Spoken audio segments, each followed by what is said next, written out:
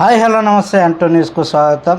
మన మధ్యలో తాజా మాజీ నారాయణఖేడ్ ఎంపీపీ గారి తనయుడు మన చౌహాన్ గారు ఉన్నారు. మన మధ్యలో కాంగ్రెస్ పార్టీలో యాక్టివ్గా ఉన్నటువంటి వ్యక్తి, అదేవిధంగా పలుకుబడి ఉన్నటువంటి వ్యక్తి మన మధ్యలో ఉన్నారు. సో వారితో కాంగ్రెస్ పాలన, ఏడాది పాలన పైన ముచ్చటిద్దామని ఈరోజు కూర్చోవడం జరిగింది. అన్న మీకు కంటిన్యూ స్వాగతం పలుకుతుంది. నమస్కారం అన్న. అన్న చెప్పండి, ఎట్లా ఉంది ఏడాది పాలన గురించి? కాంగ్రెస్ ఏడాది పాలన చెప్పమంటే ఏం చెప్తారు మీరు? 100% బ్రహ్మాండంగా కాంగ్రెస్ రేవంత్ రెడ్డి గారి పాలన ఉంది. ఎక్కడ కూడా ప్రపంచంలో ఏ దేశంలో కూడా రుణమాఫీ చేయలేరు. మన రేవంత్ రెడ్డి గారు 18,000 కోట్ల రుణమాఫీ చేసిన ఘనత మన కాంగ్రెస్ పార్టీకి ఉంది. ఆ విధంగా ఎక్కడ కూడా ఇది మంచి పాలన నడుస్తుంది.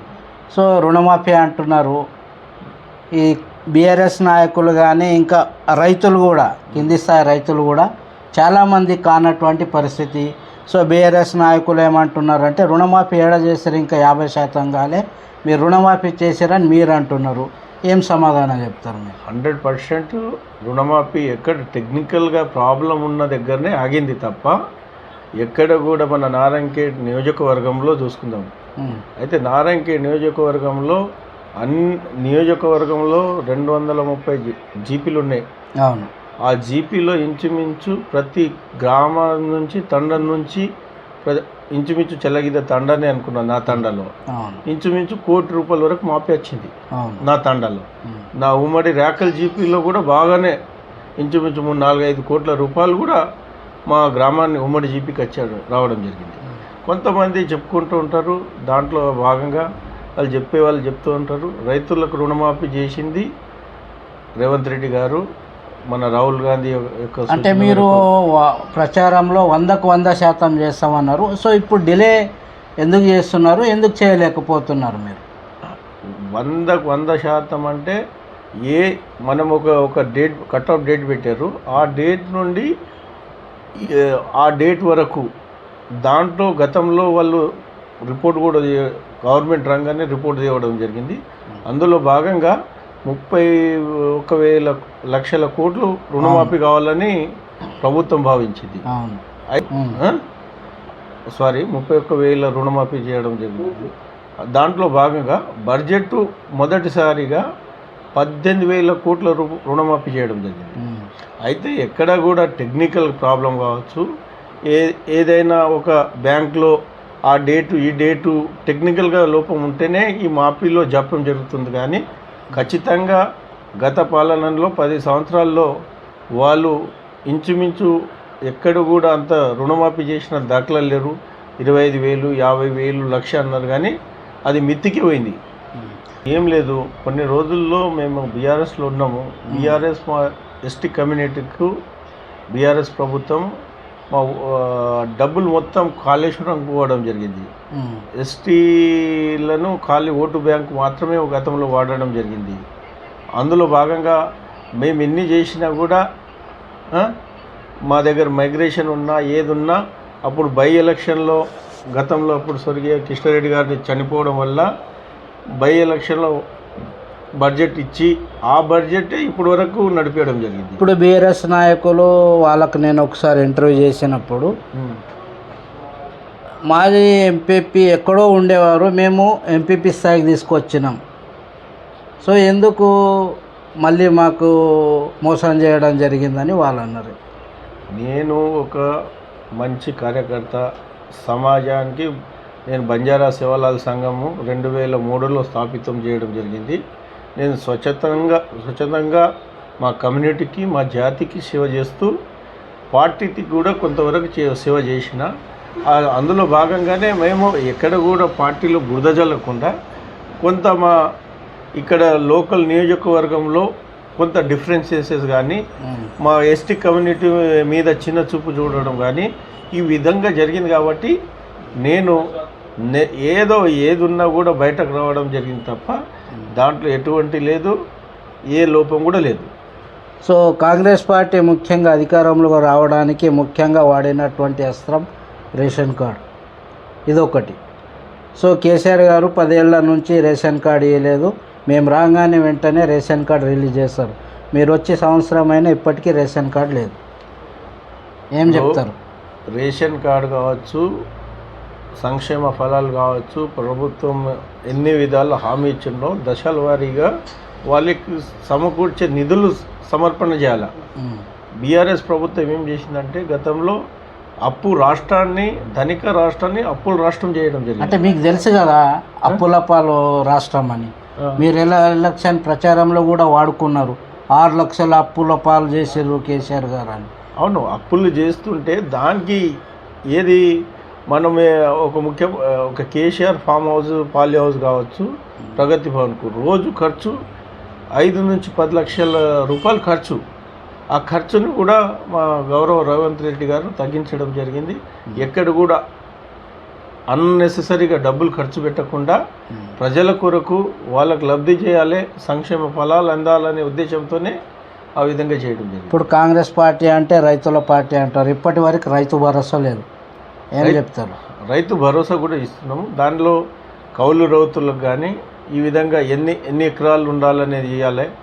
ఆ విధంగా దాని మీద స్టడీ జరుగుతుంది. దాని మీద కూడా మంత్రులు గారు ఒక కమిటీ వేయడం జరిగింది. దాని ప్రకారం ఎవరు ఖచ్చితంగా సాగు చేస్తారో వాళ్ళకు రైతు భరోసా స్కీమ్ ఖచ్చితంగా ఇస్తారు. ఇప్పుడు రైతులు ఏమంటున్నారంటే ఈ రుణమాఫీ కన్నా రైతు భరోసా మాకు చేతిలో పైసలు ఉంటుండే, ఈ రుణమాఫీ చేసి దానికన్నా డబ్బులు మాకు వస్తుండే ఇప్పుడు అని రైతులు అంటున్నారు. రైతులకు ఒకటే, ఇప్పుడు ఈ పాడిలో కానీ ఎక్కడ కూడా రైతులకు గతంలో 4 నుంచి 5 కిలోల మనము ప్యాడీలో 5 కిలోలు తరుగు తీస్తుర్రి. కానీ ఈసారి ప్రభుత్వం రేవంత్ రెడ్డి గారు, మా నారాయణఖేడ్ ఎమ్మెల్యే గారు ఏం చేశారంటే ఎక్కడ కూడా తరుగు తీయకుండా రైతులను వాళ్ళకు ఖచ్చితంగా మనం కొనుగోలు చేసి వాళ్ళ అకౌంట్లో డబ్బులు వేయడమే వాళ్ళు ఏజెండా వేసుకొని 1 కిలోనో సంచి తీసుకొని ఆ విధంగా చేసి ఒక కింటానికి 4 నుంచి 5 కిలోలు రైతులకు లాభం చేస్తారు. అంటే ఇంచుమించు ఎంత ఒక కింటం కంటే 100 రూపాయలు లాభమైనట్టు. మీరు 6 గ్యారంటీలు ముఖ్య అస్త్రం మీకు, కాంగ్రెస్ పార్టీ అస్త్రం. సో ఇప్పటి వరకు 6 గ్యారంటీలు అమలు కాలే. అందులో ఏవో 2-3 తప్పిస్తే. సో మిగతావి ఎందుకు కాలేవు మరి? మీరు 100 రోజులు అన్నారు స్పెసిఫిక్గా. ఇప్పుడు 6 గ్యారంటీలు అమలు చేయడానికి రాష్ట్ర ప్రభుత్వం అధికారం రాగానే మొదటిగా మన బస్ ఫ్రీకి చేయడం జరిగింది. బస్ ఫ్రీ మహిళలకు ఖచ్చితంగా వాళ్ళు ఎక్కడ ఉన్న వాళ్ళకి సవలతు ఉన్న మన తెలంగాణ రాష్ట్రంలో తిరిగే వాళ్ళకు ₹1 ఖర్చు లేకుండా ఎక్కడ కూడా యాత్ర చేయవచ్చు, వాళ్ళకు ఎనీ టైం పోవచ్చు అనేది మొదటి స్కీమ్ చేయడం జరిగింది. అందులో భాగంగానే మన గ్యాస్ సిలిండర్లు 500కి, మన విద్యుత్ 200 యూనిట్ ఫ్రీ, మళ్ళీ ఏది మన డొక్రా మహిళలకు గతంలో వాళ్ళకు రుణాలు ఉండే, కానీ ప్రభుత్వం వాళ్ళు వడ్డీ ప్రభుత్వం కడుతుంటారు. కాంగ్రెస్ ప్రభుత్వం ఉన్నప్పుడు తెలంగాణ ప్రభుత్వం ఆ విధంగా బీఆర్ఎస్ ప్రభుత్వం వాళ్ళ వడ్డీ మాఫీ చేయకుండా వాళ్ళకు రుణాలు తీసుకోవడం వాళ్ళ మీద ఎక్కువ ఇది చేసింది. అందులో భాగంగా వాళ్ళు ఏం చేశారంటే ఖచ్చితంగా ఈ మహిళా శక్తి మెరుగుదల చేస్తేనే మన అన్నీ బాగుంటాయి. మహిళలతోనే సాధ్యం. మహిళలు మనం ఆ స్కీమ్ ప్రకారం చేస్తే వాళ్ళకు లబ్ధి చేయాలని ప్రతి ఒక్క మహిళకు, గ్రూప్లో ఉన్న మహిళలకు ఒక గ్రూప్కు 20 లక్షల వరకు రుణాలు ఇచ్చే కార్యక్రమం కూడా చేయడం జరుగుతుంది. సో మహిళలు అంటున్నారు కాబట్టి, మహిళా శక్తి అంటున్నారు కాబట్టి, మీరు మహిళలకు ఇచ్చినటువంటి 2500 రూపాయల హామీనే ఏమైంది? ఇప్పుడు ఖజానా ఖాళీ ఉంది, బడ్జెట్ లేదు, సంక్షేమాలు చేయాలంటే కొంత డబ్బులు తీసుకోవాలి. ఈ అప్పు కట్టాలంటే గతంలో ఆర్థిక శాఖ 54,000 అప్పులు తెస్తే 59,000 ఇది కట్టడం జరిగింది వడ్డీ. అంటే ఆ అప్పులు వడ్డీ వీళ్ళు అప్పు తేవడము, కట్టడము ఏదైనా చేస్తూ దాంట్లో మిగిలించుకుంటూ మన సంక్షేమ ఫలాలు రావాలంటే, ఇవన్నీ జరగాలంటే కొంత డబ్బులు మనకు రావాలి. ఆ డబ్బుల్లో అందులో భాగంగా ఖచ్చితంగా దశాల వారీగా అన్ని స్కీములు ఇంప్లిమెంట్ చేస్తారు. తులం బంగారం లేదు. కళ్యాణ లక్ష్మి గతంలో 1,16,000 ఉండే, మీరు వచ్చి తులం బంగారం కూడా ఇస్తామన్నారు. వాళ్ళు ఏమన్నారంటే బీఆర్ఎస్ వాళ్ళు కళ్యాణ లక్ష్మి తీసేస్తారు, ఈ యొక్క స్కీమ్ తులం బంగారం ఇయ్యరు, స్కీమ్ కూడా ఉండదని చెప్పారు. కానీ ఆ విధంగా ఆడపిల్లల పెళ్ళిళ్ళకు ఖచ్చితంగా కళ్యాణ లక్ష్మి స్కీమ్ను యాజ్ ఇట్గా చేసి మ్యారేజ్ చేసుకున్న 2-3 నెలలని వాళ్ళ అకౌంట్లో జమ చేస్తుంది. అవును, ఇప్పుడు 2-3 నెలల్లో జమ చేస్తున్నారు. మీరు తులం బంగారం ఇస్తామన్నారు, ఎందుకు ఇవ్వలేకపోతున్నారు? అన్ని ఫైనాన్సెస్ కొన్ని దశల వారీగా అన్నీ చేస్తుంటాం. అంటే ఏదైనా మేనిఫెస్టోలో మనం చెప్పంగానే అన్ని అడగంగానే మనం అయ్యకుండా అంటే మీరు మేనిఫెస్టో 100 రోజులని కంప్లీట్ చేసేస్తామన్నారు కదా, అందుకని ఇవి 6 గ్యారెంటీలో ఉన్నటువంటి మాటలే. ఇంకోటి ఆరోగ్యశ్రీ. అవును, ఆరోగ్యశ్రీ పథకము 5 లక్షలు ఉండే 10 లక్షలు. గతంలో అన్ని కార్పొరేట్ హాస్పిటల్లో కూడా ఆరోగ్యశ్రీ ఒక క్యాండిడేట్ కూడా పట్టకుండే. అవును, ఎందుకంటే గత ప్రభుత్వం ఏంటంటే వాళ్ళకు డబ్బులు కోట్ల రూపాయలు బాకీ ఉండే, కాబట్టి ఆరోగ్యశ్రీ చెల్లలేదు.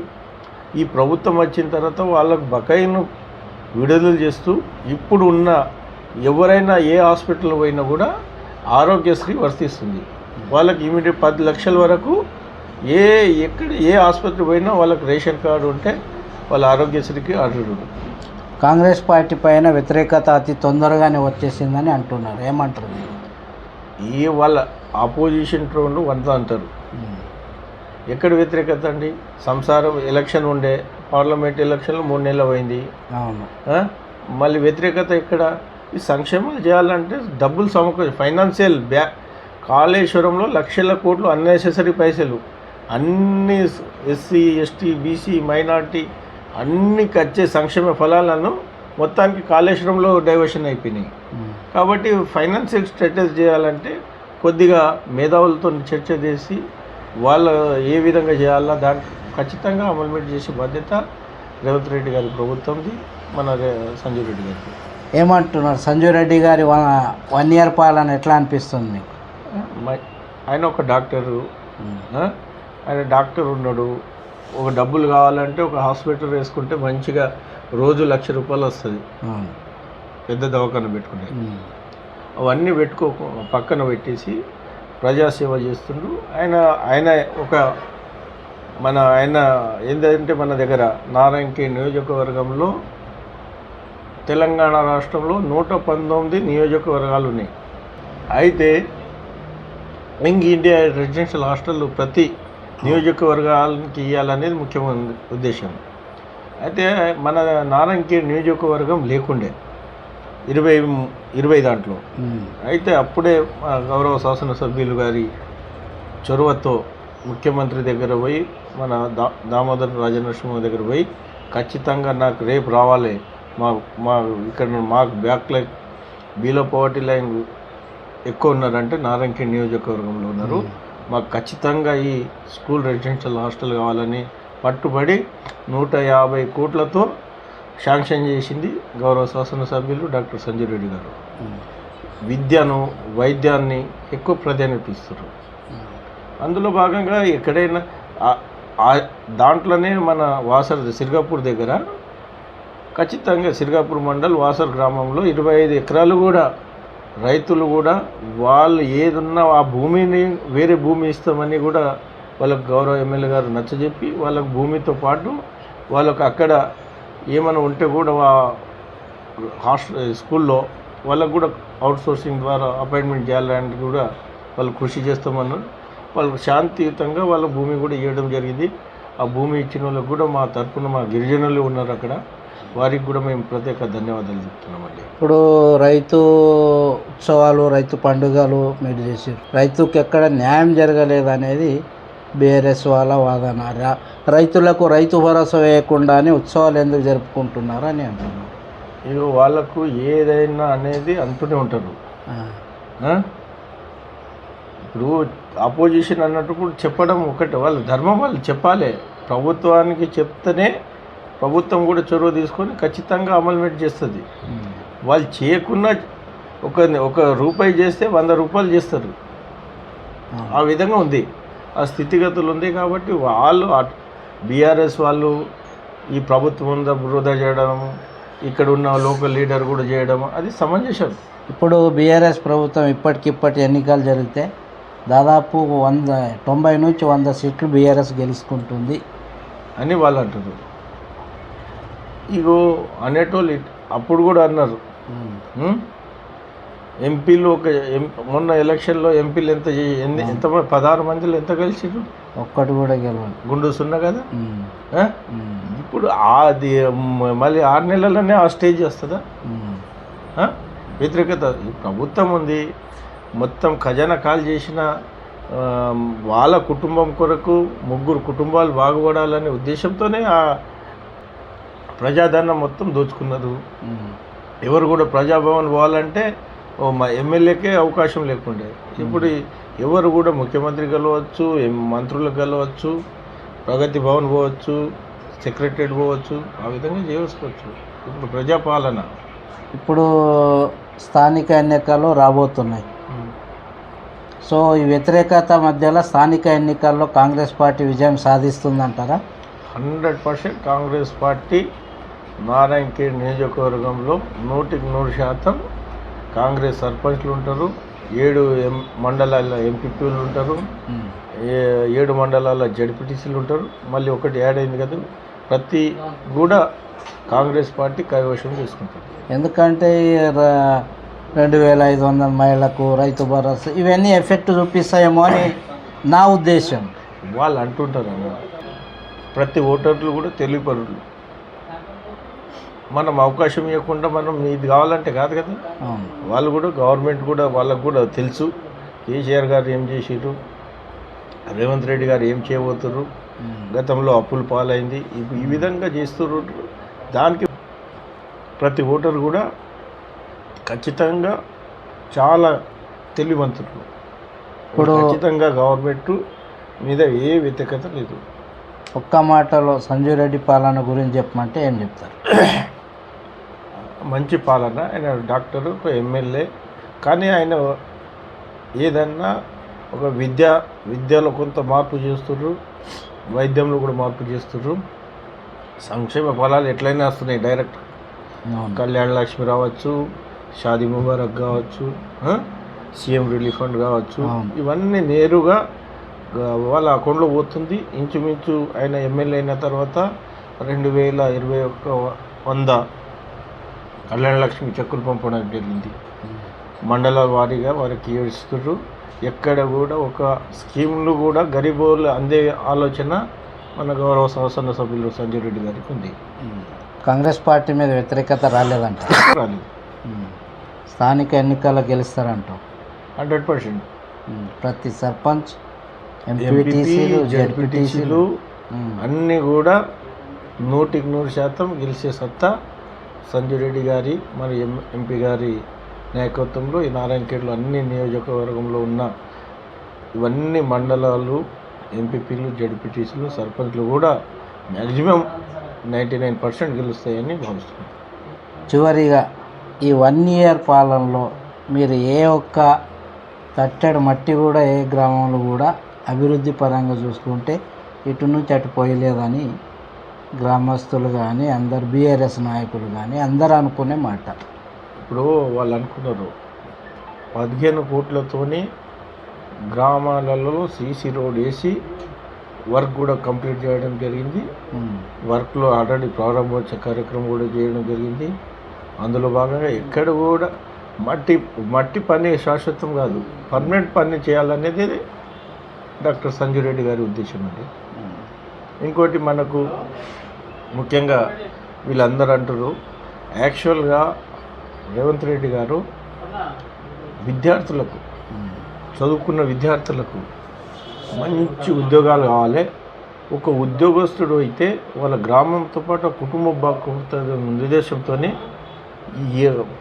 10 సంవత్సరాలు లేని ఉద్యోగాలు ఈయన 1 సంవత్సరంలో 55,000 ఉద్యోగాలు వేసింది. డాక్టర్ ఫిలప్ చేసి వాళ్ళకు నిధులు నిర్వర్తిక చేసింది వ్యక్తి మన రేవంత్ రెడ్డి గారు. ఆ విధంగా రేవంత్ రెడ్డి గారు చేస్తున్నారు. ఉద్యోగాలు 55,000 వచ్చినాయి. ఎగ్జాంపుల్ మా తండాలని ఒక 7 నుంచి 8 మంది ఉద్యోగాల పరంగా కాంగ్రెస్ పార్టీకి మెచ్చుకోవచ్చు.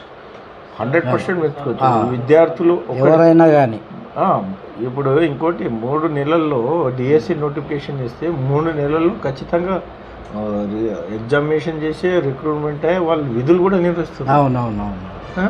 ఆ విధంగా ఈ నోటిఫికేషన్ వేయాలి, కోర్టులకు పంపాలి, ఆపాలి. గత ప్రభుత్వం వాళ్ళు చదువుకున్న వాళ్ళు విద్యార్థులు కూడా ఎక్కడైనా చదవాలంటే కూడా కోచింగ్ తీసుకొని 6 నెలల్లో 3 నెలల్లో ఎగ్జామ్ అవుతుంది అన్నీ లీకేజ్లే. Group 1 leakage, SSC paper leakage. ఈ వాళ్ళు ఏంటంటే నిరుద్యోగ యువతలతో ఆడుకుంది గత ప్రభుత్వం. కానీ నిరుద్యోగులకు ఉద్యోగాలు ఇచ్చే ప్రభుత్వం మన కాంగ్రెస్ ప్రభుత్వం, రేవంత్ రెడ్డి గారి ప్రభుత్వం. ఈ విధంగా జరుగుతుంది. ఎక్కడైనా మనం ఏ చర్చలో అయినా రావచ్చు. ఉద్యోగాలు ఇవ్వకుంటే అవే 55,000 ఉద్యోగాలు అంటే నెలకు కోట్ల రూపాయలు వాళ్ళకి జీతాలు ఇవ్వాల్సింది. ఇప్పుడు నారాయణఖేడ్ నియోజకవర్గంలో రుణమాఫీ కింద 250 కోట్లు వచ్చినాయి. అదే 250 కోట్లు మనం అభివృద్ధి మీద పెడితే ఇవి అద్దాలు అవుతాయి. రైతు భరోసా 3 సార్లు ఇవ్వచ్చు మన నియోజకవర్గంలో. ఈ విధంగా ఉండే ఆల్రెడీ ఇచ్చిర్రు, రాగానే ఇచ్చిర్రు. ఒకసారి ఇచ్చారు, ఒకసారి ఇచ్చి గాయబ్ చేసారు. వర్షాకాలం గాయబ్ కాదు, ఈ సన్న అదే కౌలు రైతులకు ఇవ్వాలా, వీళ్ళకి ఇవ్వాలి. మళ్ళీ ఏదో దాని మీద ఒక చర్చ నడుస్తుంది. అధికారులు దాని మీద ఒక కమిటీ పెట్టారు. ఆ కమిటీ కాగానే ఖచ్చితంగా వాళ్ళకు కూడా రైతు భరోసా వచ్చే నెలల్లో కూడా ఇస్తామని ముఖ్యమంత్రి గారు ఇస్తారు. ఖచ్చితంగా ఇస్తారు రైతు భరోసా.